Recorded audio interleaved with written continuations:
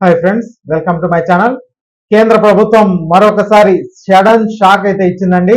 దేశవ్యాప్తంగా petrol diesel ధరల్ని పెంచుతున్నట్లు ప్రభుత్వ రంగ చమురు మార్కెటింగ్ కంపెనీలు ప్రకటించాయి. పెట్రోల్ డీజిల్ రెండింటి పైన లీటర్ పైన ₹3 పైగా పెంచుతున్నట్లు వెల్లడించాయి. పెరిగిన ధరలు మే 15 ఉదయం 6 గంటల నుంచి అమల్లోకి వస్తాయని కూడా వారు పేర్కొన్నారు. ఇక తెలంగాణలో చూస్తే హైదరాబాద్ నగరంలో పెట్రోల్ డీజిల్ ధర లీటర్ పైన 3కు పైన పెరిగింది.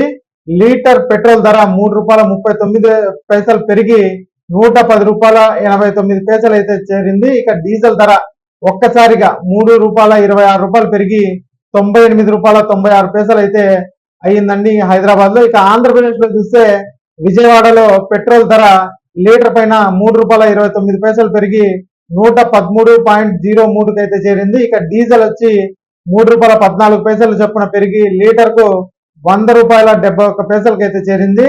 ఇక మరోవైపు సిఎన్జి వాహనదారులకు కూడా గ్యాస్ కంపెనీలు షాక్ ఇచ్చాయి. ఇక్కడ కూడా కేజీ పైన ₹2 చొప్పున అయితే పెంచాయండి. ఇక ఈ వీడియో నచ్చితే ఒక లైక్ చేయండి, అలాగే మా ఛానల్ సబ్స్క్రైబ్ చేసుకోండి. Thanks for watching.